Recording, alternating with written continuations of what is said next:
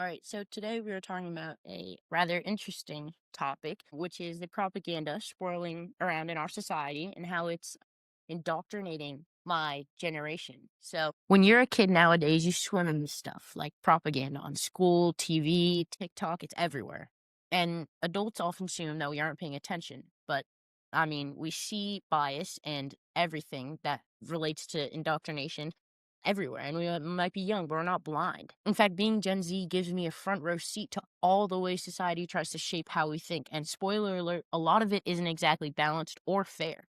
So, in the next hour, yes, buckle up, this is going to be long, but I'm going to break down the realistic take on propaganda in our society and how young people are being indoctrinated by it, and how issues of race and gender get spun in ways that mess with kids' heads, and how a lot of us are growing up seriously confused about where we stand. And this is all because of the narratives being pushed on us. I'll also hit other hot button issues like education and media bias, social media, gender ideology, you name it. But basically, you consider this a guided tour through the indoctrination theme that is 2025.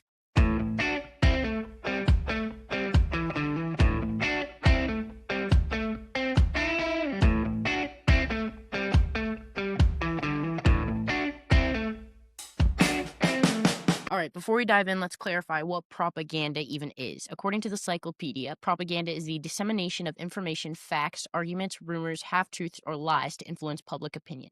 Deliberate manipulation is what sets propaganda apart from normal information. And in other words, when people in power carefully select what to tell you and what not to tell you to make you think a certain way, propaganda isn't just something from the history books about saying like World War II posters or old totalitarian regimes. It's alive and well today. Only now it comes at us through slick Instagram posts, bias, school lessons, viral TikToks, and 24/7 news cycles. And the goal isn't to educate you objectively, it's to persuade you, often by playing on emotions or omitting key facts. And indoctrination is the result, and it's what happens when propaganda sinks in so deeply that people accept certain beliefs unquestionably.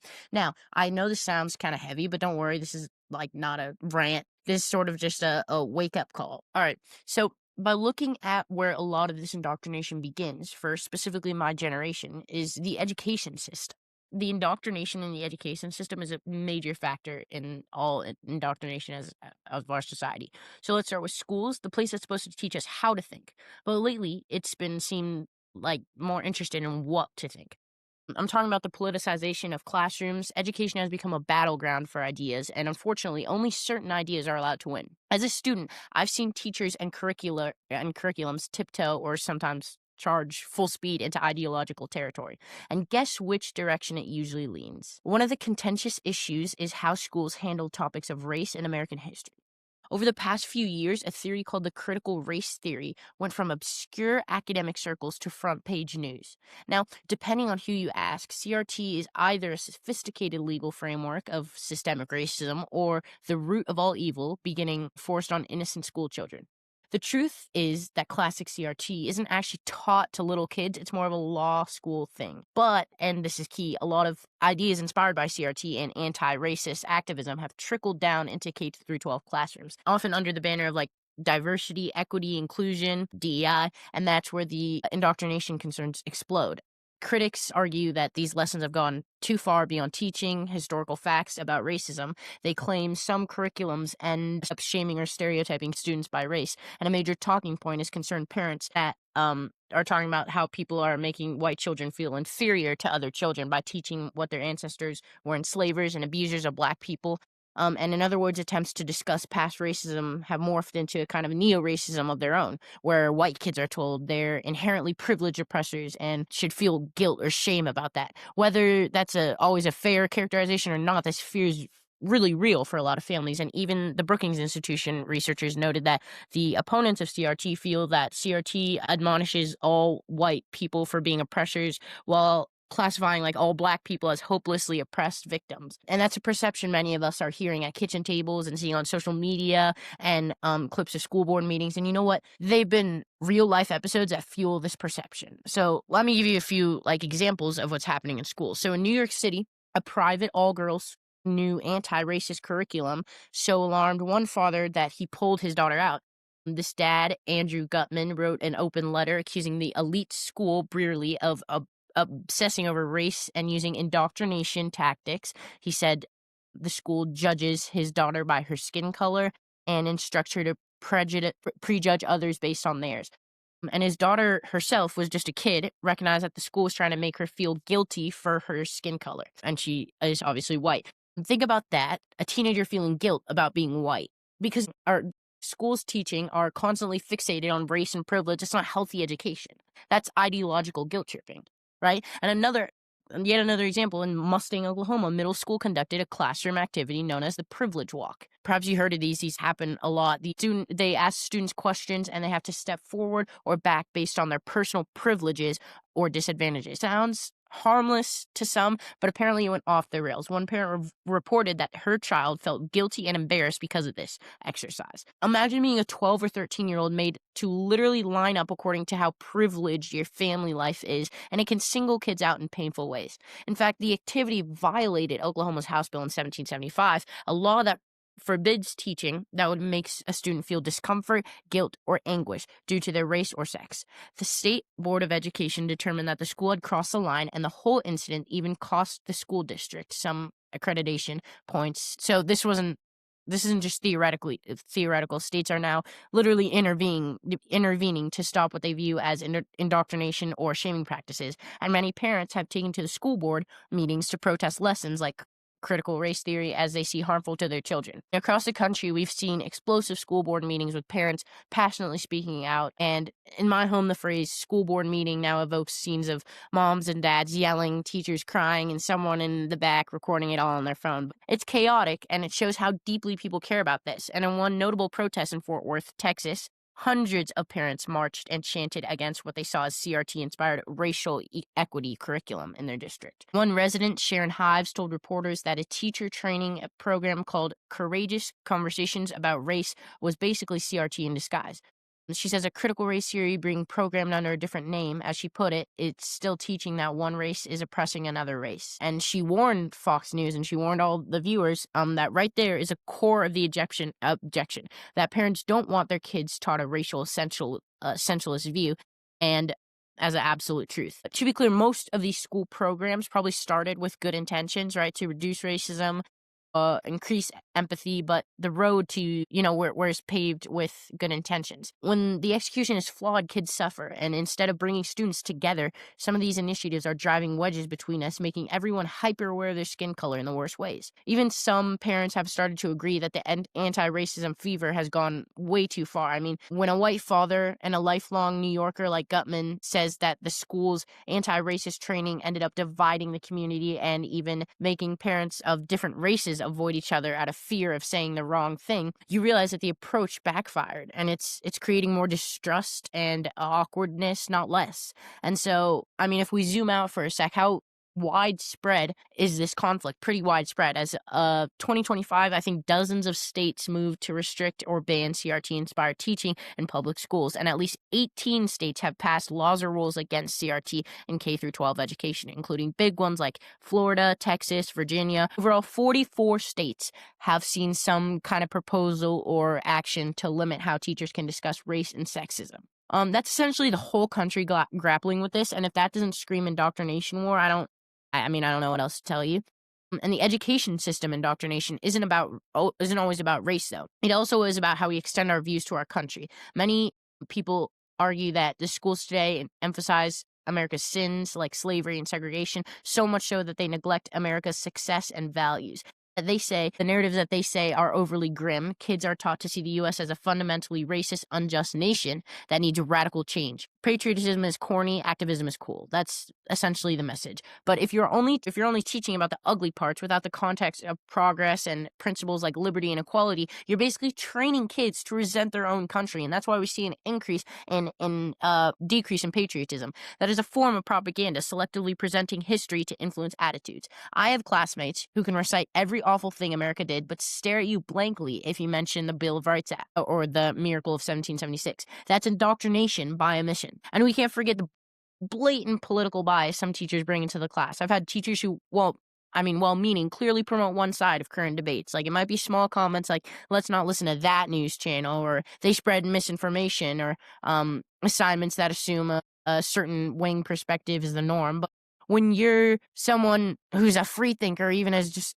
independent in their thoughts, and that kind of you feel pressure to conform and to speak up in disagreement, and you risk getting a lower grade or a lecture when you're wrong. Many students just parrot what the teacher wants to hear, like classic indoctrination through authority is essentially what that is. Surveys have found that college faculty skew overwhelmingly left, but even in high school, the imbalance is obvious. One more thing on schools before we move on is there's also a religious and moral indoctrination at play. We took God out of schools, as social conservatives lament, but it's like the classroom became value neutral. Instead of a new quasi-religion of secular ideologies moved in, now we have a climate change doomsday preached with fire and brimstone urgency. Um, I remember being shown terrifying videos of like flooded cities and told that we're the last generation that we can save the planet. Or the way that gender and sexuality are taught. Like some might say, which is a perfect segue into our next topic, which is gender ideology and education. But before that, I just want to say that education is supposed to expand your mind, not like funnel it into a pre-approved shape. So when schools only teach one side of the story, they instill like guilt or resentment based on traits you can't control, and they treat complex political ideas like unassailable truths. They're not educating, they're indoctrinating. And as a student, I don't want an activist or a therapist as a teacher. I want a teacher as a teacher. Someone who gives me facts and tools to think, not conclusions I must agree with. Unfortunately, too many classrooms have lost that balance, and if you dare question it, you might be labeled, ironically, as a troublemaker or even a bigot. Trust me, I know. Simple asking, is it possible that focusing only on race could be divisive, can earn you some dirty looks, but I'm used to being the one at odds, so. Um, all right, so we've tackled the race aspect and the general climate in schools, and now we can just talk about the more heated fronts in the culture war, which is the gender ideology, have you seen in many cases in recent news. And so if you've thought the debates over race in schools were intense, the fights over gender and sexuality in the curriculum are a whole nother level. It's like we as a society collectively decided to take all the most sensitive topics and toss them into the laps of like elementary schoolers. Like, what could go wrong, right? Here's a solution. In recent years, many school districts have started incorporating lessons on gender and identity and sexual orientation, even at very young ages. And this advocates say that this is about inclusion, like making sure LGBTQ plus blah, blah, blah, kids feel safe and teaching all children to respect differences. But many critics say it's outright indoctrination, introducing confusing and ideologically loaded concepts about gender to children who are far too young.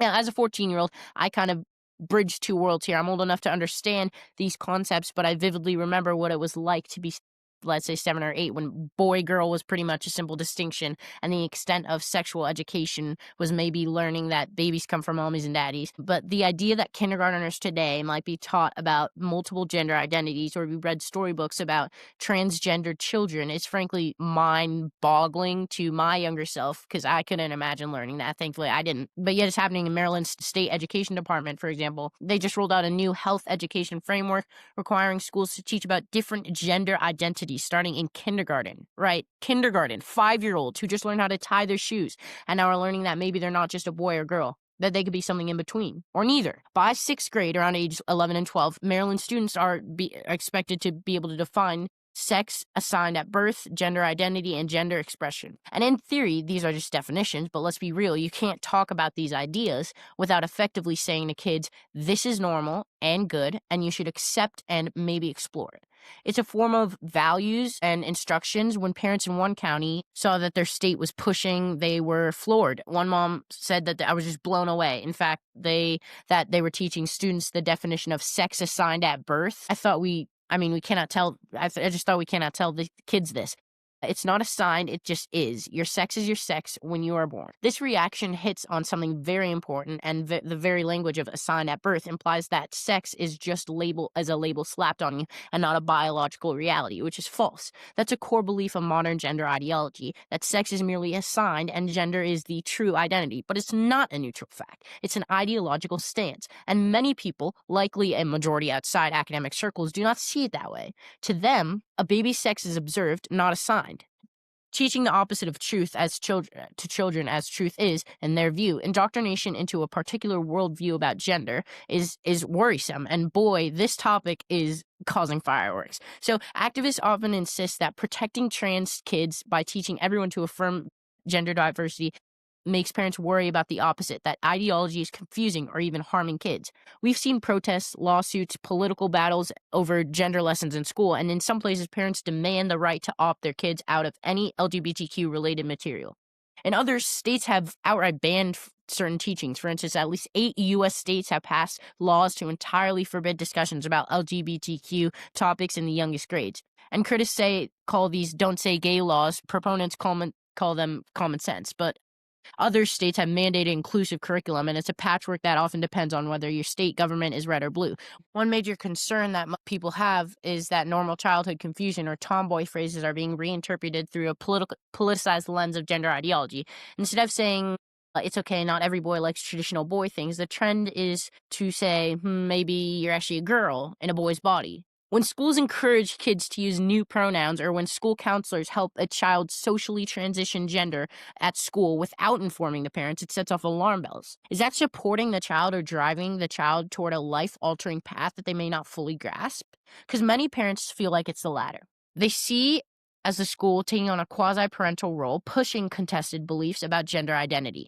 All right, let's throw some numbers in there because the changes in our youth culture around gender are staggering. So, according to a recent CDC-backed survey, roughly 3.3% of high school students now identify as transgender. That might not sound huge, but consider that a few years ago, this percentage was less than half of that. In 2017 to 2020, it was about 1.4% of teens who identified as trans. So in the span of just a few years, the proportion of trans-identifying youth more than doubled. And why? Well, what changed dramatically between 2018 and 2023? And it's not some genetic mutation spread through Gen Z. The more plausible explanation is social influence. The ideas and examples young people are exposed to. As one Rutgers professor put in defending the increase, kids today have access to vocabulary to describe their experience, so more will label themselves as trans or non-binary, and that's one interpretation. Another interpretation, common in many right-wing circles, is that trends and peer influence are contributing. When you constantly tell kids you might be trans or you might not know it, or celebrate every classmate who comes out as non-binary as like a mini hero, you're going to get more kids identifying that way. And it's basic psychology, right? Adolescents seek identity and belonging. If a particular identity is praised and given a special status, naturally more teenagers will gravitate towards it. For further context, Gallup found that 20% of Gen Z adults, people in their late teens and early 20s, now identify as LGBT in some form. And that's 1 in 5 people. That's double the rate of millennials and exponentially higher than older generations. Now, part of that is increased social acceptance, which is a good thing. No one should have to hide who they are, but when a number like that jumps that much in 2 generations, you have to wonder if identity has also become a social fashion. And I know calling it a fashion will get me yelled at on Twitter, but they'll say trivializing people's true identities. I fully believe that some percentage of the population is gay or trans, and I always has been, but what I'm questioning is the massive spike in these identities among youth, and it coincides with an era where media and schools fixate on these topics, and it's hard to deny connection. Even trans activists quietly acknowledge the role of peers, terms like social content. Like, I don't even know what that means. What? And it has been, as someone in Gen Z, I can tell you that declaring some kind of LGBTQ plus identity has almost become trendy in some schools and is seen as cool, edgy, or a fast track to a supportive community. Now, if you're plain old straight kid, well, some might say you're part of the oppressive norm. And there's a subtle pressure to find a queer label for you to escape. Being a boring straight person, that's not every teen's experience, but it's out there. And when schools dive headfirst into this ideological pool, introducing gender unicorns in elementary school, holding pride events for 6th graders, or teaching 12-year-olds how to consent to sex changes, it's undeniably a form of propaganda and indoctrination. And they're promoting a belief that gender is fluid and self-determined, that traditional views of male and female are outdated, and that any discomfort a kid feels that means that they might be trans. And those are debatable beliefs, but not proven facts. And even if someone believes that and someone doesn't, teachers shouldn't be teaching kids at school about this. Like, This is not the place to be learning about gender ideology. It's your parents decide that for you, because guess what? At the end of the day, your parents are your parents, and schools don't represent your parents, right? So dissenting views are demonized as hateful or ignorant. And look at supporting kids who are genuine gender dysphoric or whatever. I mean, no child should be bullied or made to feel worthless, obviously, but there's a difference between support and suggestion, right? A supportive environment would say, be who you are, right? I might not agree with that, but I'm not going to bully you, right? Because bullying is hate. No. And there are 37 genders. Which one are you? Must choose, blah, blah, blah. Like, that's totally different, right? Because you can't, there's first of all, there's two genders, right? And so teaching kids otherwise messes with their mind. And we're the parents in all of this. Often they're left out or even purposely deceived. And we've seen cases in New England, the Midwest, or wherever, where schools have adopted policies of not informing parents if a student begins identifying as another gender at school.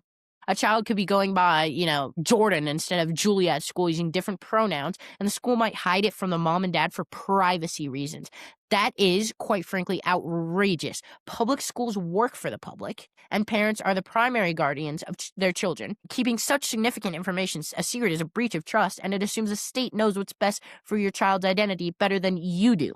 If that isn't an overreach born of ideological zeal, then I don't know what it is. Like, now you raise these concerns and you get hit with a common rebuttal. You just want to see the erase of LGBTQ people. You're transphobic. You want gay kids to feel safe. No, that's a smear to shut down debate.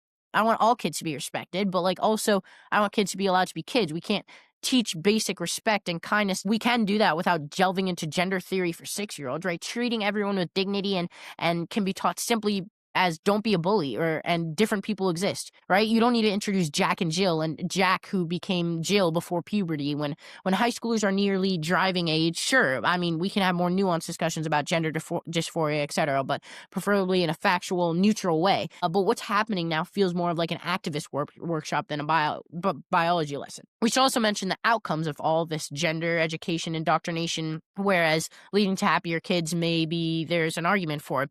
Youth mental health is declining, not improving, and in the same period, for transgender identifying youth, rates of depression and suicide attempts are alarmingly high. Now, activists will claim that this is solely due to societal stigma. If only everyone clapped harder for them, they'd be fine. I'm sorry, but it's not that simple. Like, part of mental health crisis is that many kids are encouraged down paths like transitioning that are extremely challenging and fraught with mental risk. Others might be adopting an identity that doesn't truly resolve their underlying issues, like autism or trauma, which are notably present among many trans-identifying teens. And these are complex issues that a 5-hour school gender inclusivity unit can't solve, and might worsen by putting ideas in vulnerable kids' heads. As a young person, it makes me sad and angry to think that some of my peers might be making irreversible decisions, like taking hormone blockers or puberty blockers influenced by a social narrative that they will later regret. And we're talking permanent changes to a body that hasn't even fully grown yet. And in summary, we take on the gender agenda. The gender agenda in schools is this: teach respect for all, yes, but don't use unscientific ideology as fact, and don't bypass parents in the process.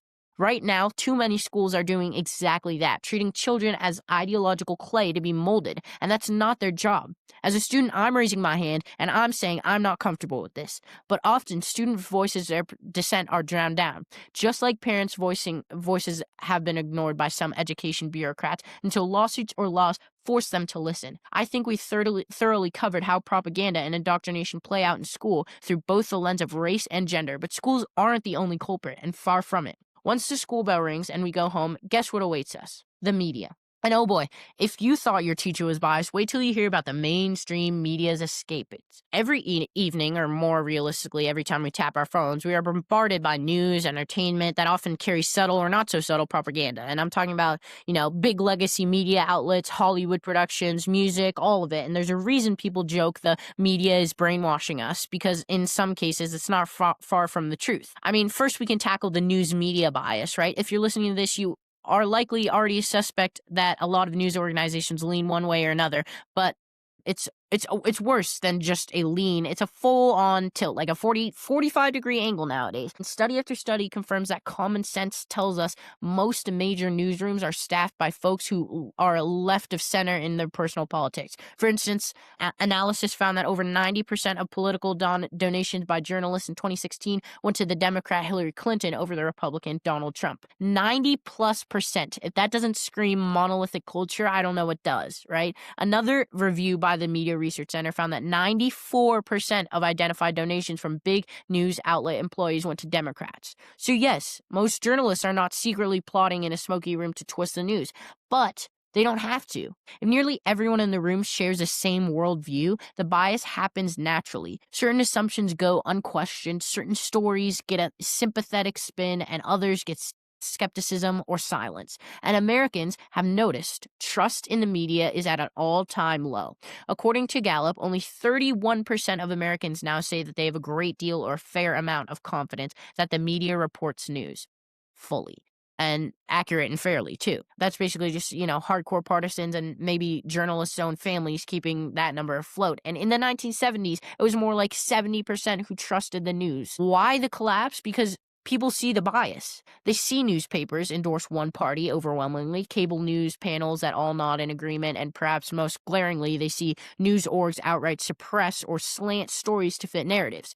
Take an example of the Hunter Biden laptop story, a big news story about the now president's son or previous president's son that broke weeks before the 2020 election. It had evidence of potential corruption and unsavory behavior.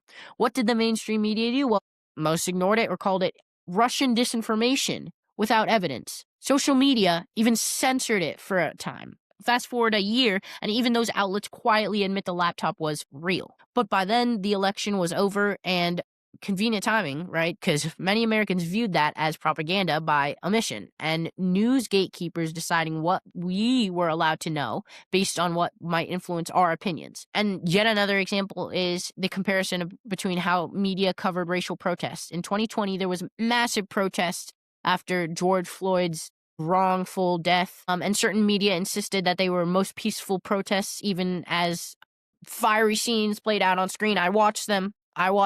Fast forward to the January 6th riot at the Capitol, and suddenly the media had no issue of using the harshest terms. Where was that during the George Floyd protest? Now, I'm not defending the rioters here. I'm saying notice the double standard, right? Notice one kind of political violence was downplayed or rationalized, and our angry about the other was magnified into the crime of the century, sorry. The facts of both events were bad, but the spin was totally different. That's propaganda, if I've ever heard it, and it signals to viewers that these causes are noble, even when they turn violent. Those causes, the right-wing causes, are pure evil if a person steps out of line, but it's no wonder that 72% of Americans believe social media and tech companies intentionally censor political viewpoints.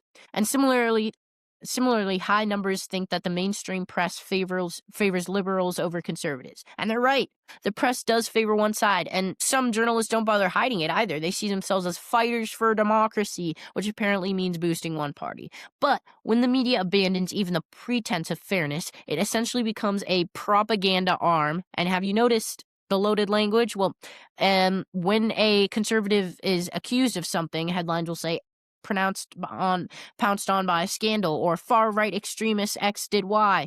When a liberal figure has a similar issues, often it's Republican seizes on questions about why, basically shifting the blame to those who dare talk about it. Or they'll use euphemisms like progressive prosecutor, bold reforms, instead of accurately saying radical policy experiments that coincided with a crime spike, right? And over time, these word choices mold public perception, right? Many people, especially young folk who haven't been exposed to the alternate viewpoints, just absorb it.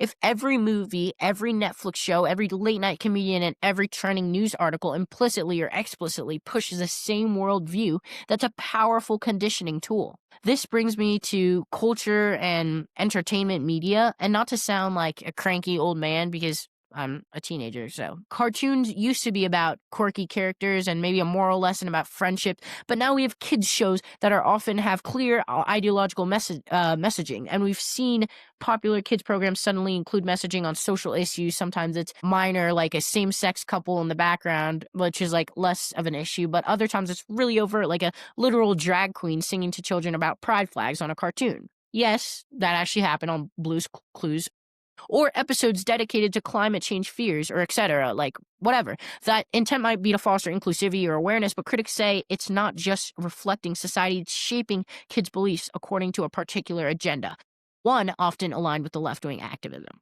Hollywood, of course, is notoriously one-sided politically, and the stories that often get carried have an underlying narrative that traditional institutions are bad, religion is backwards, military is evil unless proven otherwise, and business people are villains, etc. While the heroes are actually rebels against those institutions, right? Don't get me wrong, I enjoy a good rebel hero story, but when's the last time you saw a movie that portrayed, say, I don't know, a Christian or a businessman or a military commander as a good guy in the non-cheesy way?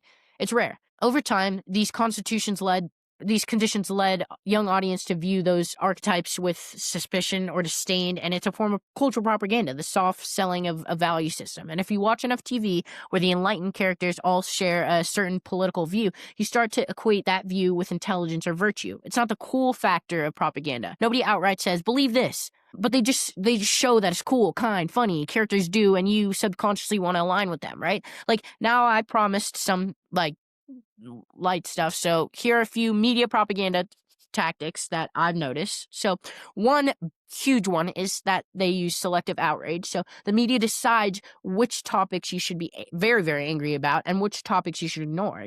For example, like the outrage for weeks over a problematic tweet by a comedian, but crickets over a major policy failure that affects millions if it makes their preferred politicians look bad, right? They also use labeling and name calling, right? Ever notice how some groups get benign labels and other get scarier ones? If you name call in debates, you're stupid. You're probably dumb, right? Because peaceful protesters versus angry mob, immigration activists versus anti-immigration extremists. It's all branding. One study found that the media called certain riots most peaceful even when buildings were on fire in the background, literally on fire. Meanwhile, protests that didn't fit the narrative might be labeled a riot, or even if the only things that was hurt was someone's feeling, right? And experts will say, yes, the appeal to authority, they'll bring on experts. Somehow, all curious agree with the network stance. They'll tell you what to think. Experts say this new law will basically end the world. Scientists confirm that the policy the anchor hates is indeed terrible. No dissenting expert needed, right? Even though in academia, trust me, there are dissenters, those just don't get me. As an aside, the term expert itself has become suspect to many viewers because it's been abused as a propaganda tool. And the most popular one is silencing by omission, and perhaps the most powerful too. They just don't cover things. Don't like a piece of legislation? Pretend it doesn't exist. A story breaks that makes your side look bad? Ignore it. Or bury it on page 27, right? Many people live in media bubbles where they can literally never hear certain news. I've talked to friends who have no idea about major events that conservative media were covering intensely because CNN, NBC, etc. hardly mention it, ever. If it's not curated on your Apple News feed or Snapchat Discover, did it even happen? If a tree falls in the woods, did it fall? Heart-tugging music, tear-jerker personal stories selected to support a policy like the works. They'll find one anecdotal victim of something and generalize it to push a law, or conversely find one wacky opponent of something and portray them as a representative of everyone on that side, right? It's a narrative, storytelling as news. And all these tactics work together to create an echo chamber, and many young people either don't realize it or don't mind, right? Because it aligns with what they've been taught in school or what they see on social media. But some of us do notice, and it's honestly frustrating. And as a young, politically active person, you constantly feel like the main outlets in society either ignore your perspective or smear it. And it's no coincidence that only 12% of Republicans trust the mass media. Trust among independents is low too, right? Democrats' trust is higher because, obviously, and this makes sense because the media generally echoes their beliefs. So if it feels right to them, but for those outside the bubbles, it's clearly skewed. So, let me give you an example of how deep the media bias can go. A big newspaper once described an event like this. All right. Today, controversial far-right commentator X spoke at Y. Meanwhile, a truly extreme left speaker at similar events gets described as activist, and author Z spoke about justice, right? See what they did there? One gets demonized from the first adjective, far-right, controversial, and the other is given a halo, activist, and presumably righteous, right? This framing happens every single day. It's like a drip feed of slant that accumulates until casual news consumers have a very distorted view of reality, and that is propaganda in slow motion. Now, not all media is bad. There are few honest journalists left, and obviously certain outlets do lean right to counteract that, like Fox News, talk radio. But something interesting, even the existence of a few non-left media drives the establishment's nuts. They can't stand that their monopoly is being broken, so they label those outlets as disinformation or propaganda.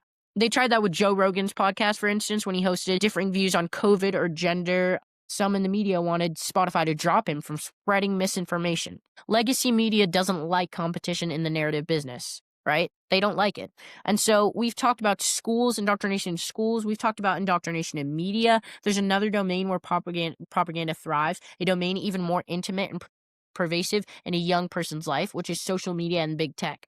We've talked about media. This is more about social media, because if schools and classrooms and media is in the lecture, then social media is all encompassing gossip mill, plus surveillance systems, plus peer pressure factory that follows you 24/7, right? Fun. So, I mean, I guess now we have to talk about the platforms that occupy approximately 90% of teenagers' waking hours, right? Slight exaggeration, but so stuff like platforms like Instagram, TikTok, YouTube, Twitter is now awkwardly called like Snapchat, Reddit, and whatever new thing popped up this week. These are not just neutral communication tools; they are massive distributors of propaganda and groupthink. Sometimes in very sneaky ways too, right? First off, let's acknowledge how utterly dominant social media is for information now, right? For many young people, it's not trending on social media. If it's not trending, it didn't happen, period. Like, I have some friends who, if they want to search something up, they'll go on TikTok to search it up. We don't sit down and watch the 6 o'clock news. We scroll feeds, right? These feeds are curated by algorithms that are proprietary and tailored to to maximize our engagement. What's the best way to keep people engaged is outrage and affirmation. Show you stuff that either makes you really angry or perfectly validates your existing views, preferably oscillating between the two to keep emotional roller coaster going.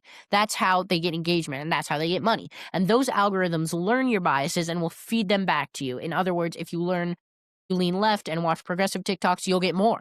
And if you lean right, if you haven't been banned yet, you'll see more right-leaning content. But there's the kicker: big tech companies have their own biases, and they might not have been shy about using their power to enforce them, right? We all remember, or at least those living under a rock might remember, how Twitter and Facebook suppressed the Hunter Biden laptop story I mentioned earlier, labeling it as misinformation without bias, right, before an election. That's just one instance, right? There have been many accounts that got suspended for saying things that are true but politically inconvenient. Like, Candace Owens has posted many times that her posts have gotten banned from TikTok because of her far-right views, but people joke about getting banned on Facebook for posting a meme that crosses a PC line.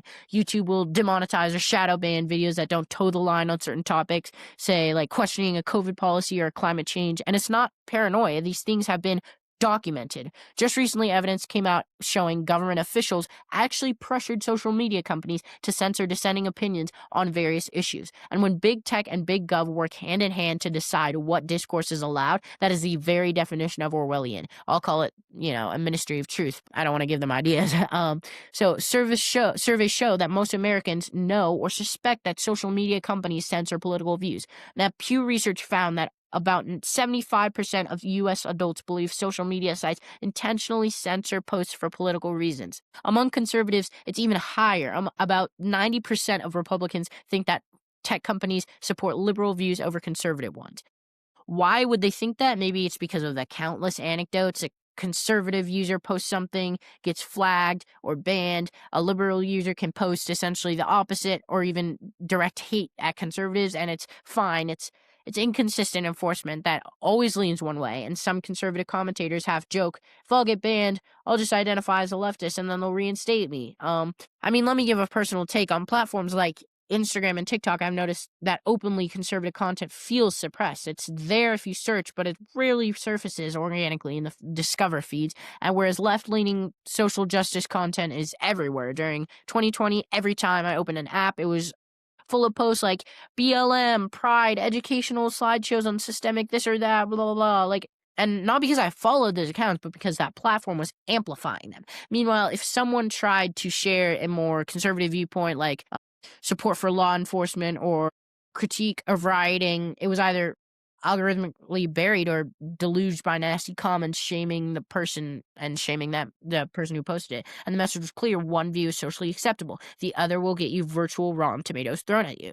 All right, for a teenager worried about popularity, guess which few they'll publicly adopt, right? The social media has become effectively a conformity machine, and it rewards you with likes, shares, followers for saying the popular thing, and punishes you with ridicule and dogpiling or bans for saying the unpopular thing. And popular is often artificially engineered by those algorithms and content policies. It's like peer pressure on steroids coordinated by AI and moderators behind the scenes. In the past, propaganda was top down, right? Government posters, official broadcasts. Now it's also bottom up and sideways. Your own peers become the enforcers. Often they don't even realize they're doing it, but they just know that if they don't put the current things hashtag in their bio, they might be seen as bad people. So everyone complies.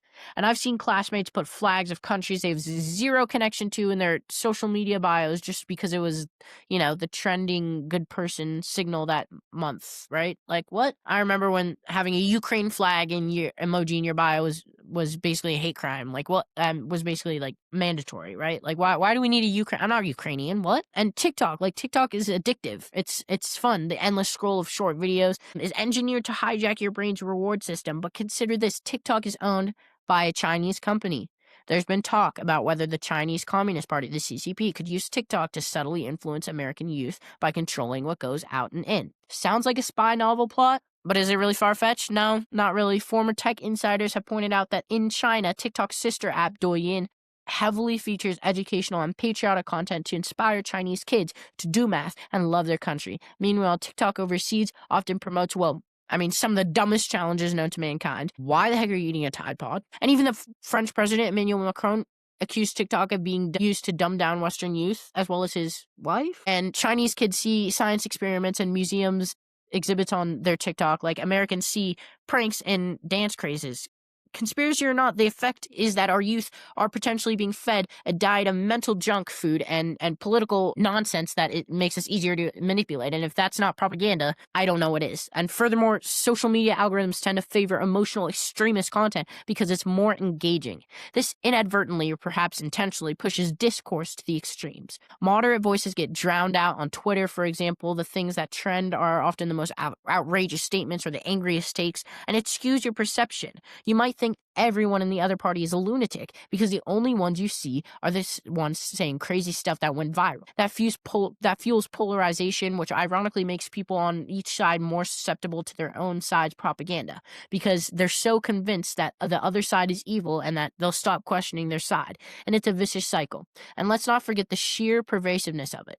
Back in the day, you got, home from school and maybe propaganda paused while you did your homework and had a family dinner. Now, thanks to smartphones, the indoctrination can continue 24/7. Many teens are on their phone until they fall asleep, and then the first thing they do when they wake up is get on their phones. And the content never stops. It's like an IV drip of whatever narratives big tech and big media have chosen to amplify, right? And there's no refuge unless you consciously unplug. But asking a modern teen to ditch their phone, asking me to ditch my phone, I don't know why you would even ask. Like, good luck. But now I do want to acknowledge social media has also allowed alternative voices to find an audience, like independent YouTubers or podcasters who challenge mainstream propaganda. That's great. It's an idea of democratization of content, but those voices often face an uphill battle against algorithmic suppression. For independent critical thinkers, 50 influencers are pushing whatever the consensus is because it's easier and gets applause. Yes, you can find the other side if you look, but a lot of people simply won't look, right?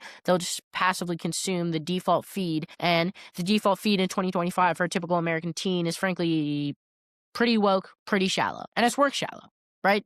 I think I just invented a new term. You're welcome. But all this plays into what we see as my generation adopting certain views in mass. For example, polls show young Americans have far more favorable views of socialism than older Americans, even favoring socialism over capitalism in some surveys.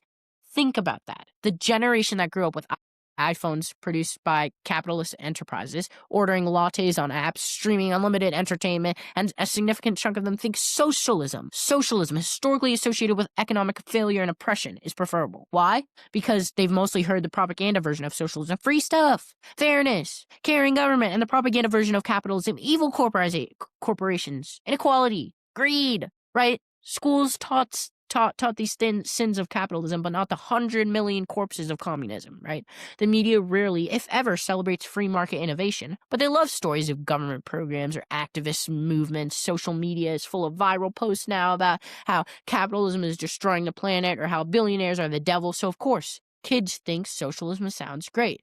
They're not being taught the full picture. A recent survey found that 62% of Americans aged 18 through 29 have a favorable view of socialism, and even 34% say that they have a favorable view of communism. Let that sink in. 1/3 of young Americans thumbs up communism, an ideology that has, same survey notes, led to 100 million deaths in the 20th century. If that isn't evidence of historical and civic indoctrination, I don't know what is, and it certainly wasn't learned from personal experience or careful study. It was picked up from an environment that relentlessly pushes the narrative sharing good, profit bad, and without explaining the real cost of giving government too much power. And I realize I'm painting a pretty intense picture here, so if you're a fellow young person listening, you might be thinking, geez, are we same pawns in some grand propaganda chess match? And my honest answer is, kind of. Yeah, but if you allow yourself to be. But part of this is why I'm doing this is, aside from the fact ranting into a microphone is oddly therapeutic, is to encourage more young folks to wake up and think for themselves. And you don't have to become a conservative to think for yourself, but at least be aware when you're being manipulated. Ask yourself when you see a viral post or hear a one-sided story, who wants me to believe this and why? That simple question can cut through a lot of the BS we've covered, a lot of ground: education, media, social media, gender, race issues. It's a lot. And honestly, it can be overwhelming or even depressing to realize how much spin there is out there. But fear not. All right, I'm not going to leave you in a pit of despair. But I want to wrap this up with some solutions. But just to end this off, I think that we should start fighting back against this indoctrination, right? At this point, you might be wondering, okay, we get it. Propaganda is bad. So what do we do about it? And great question. Recognizing indoctrination is step one. Step two is resisting it and reclaiming your own mind. And that might sound dramatic, but think of it this way. Propaganda is only as effective as the audience's willingness to swallow it. If we develop critical thinking and a bit of healthy skepticism, the spell breaks. I'll give you a few strategies that I recommend to stay sane in all this propaganda circus, is to think critically, right? Even of your own side. Whenever you hear a claim, pause. Consider the source, check if other perspectives exist. If CNN says one thing, maybe see what another outlet says, and the truth might be somewhere in between, right? And conversely, if you usually trust Fox News, peek at how a liberal outlet covers the same story, because it can be illuminating. And don't live in a steel bubble. Bust out and see the bigger picture. As a young person, I try to keep an open mind, emphasis on try, and not reflexively adopt whatever view is handed to me, even by people I generally agree with. And there's a saying: if everyone is thinking alike, then no one is thinking. And we've had too much groupthink. So be the one who thinks differently when it's warranted.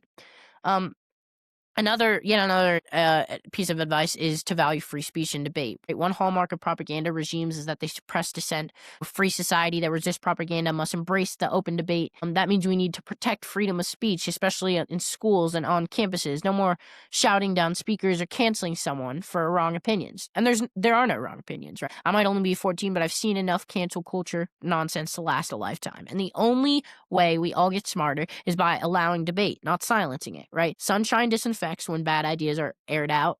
They can be refuted when they're driven underground, and sometimes they grow even stronger. And encouraging genuine dialogue, even on hard topics like race or gender, can expose weak arguments and highlight strong ones too. And hold institutions accountable. Parents have started doing this with schools, showing up, speaking up, voting out crazy school board members. Keep that energy. We, students and families, are customers of the education system, and we have every right to demand transparency and balance. The same goes for media. To call out biases when you see it. Support media outlets or independent creators who are fair and intellectually honest, not those who treat viewers like sheep. With social media push for transparency in algorithms and oppose censorship, right? Some of recent legal challenges have actually put a check on government, big tech collusion to censor. That's a win for all sides, because who wants accountable overlords deciding the truth, right? So also learn some history, right? The real kind. Honestly, a lot of propaganda relies on people not knowing history. If you know the full story of socialism's failures, you're less likely to buy it'll be different this timeline. Because if you learned about the civil rights movement's spirit of judging people by character, not color, you might question today's obsession with categorizing everyone by race. And if you read Orwell's 1984 or Huxley's Brave New World, you might become way more attuned to modern doublespeak and manipulation, and basically arm yourself with knowledge. Pew pew, I'm smarter than you, you're stupid. Think of it as an immune system for your brain. The more you've been exposed to real facts and diverse viewpoints, the more antibodies you have against all this propaganda and indoctrination. And also be brave. Don't let fear of social backlash stop you from questioning popular ideas, and use humor as your shield, right? You can use stuff as your shield. It's hard for the propaganda peddlers to deal with being mocked. They thrive on being taken ultra seriously, and laughter disarms them. So when someone says something absurd like math is racist, yes, that has been claimed. Instead of getting mad, I mean, maybe say like, yeah, darn, I knew my algebra homework was oppressing me or something like that. Like, because some wit cuts through where arguments fail, right? Now, as we close, I just want to say, let's address the elephant in the room. Yes, I am talking to you about this topic. Is this just spreading a different kind of propaganda? After all, I have a definite viewpoint on certain topics, so that's a fair question. And I'll say this, everything I've claimed, and I encourage you to verify. That's why I've included references throughout. And if I said something like only 31% distrust the media, or 18 states ban CRT, or 62% of Americans like socialists, I gave you the receipts. So go look it up. Think about them. I'm not asking you to take my word for as the gospel, or I mean, you can even challenge me, but if I got something wrong, call me out, and that goes for everyone, right? If you're, that's the beauty of free thing. Nobody is above question, including your friendly neighborhood podcaster. But at the end of the day, I do have a perspective, and I believe strongly that much of the modern progressive agenda being force-fed to kids is unhealthy for society and for the kids themselves. I think it's creating a division, self-doubt, and ignorance under the guise of enlightenment. And I believe that we'd be better off if we taught young people how to think and not what to think.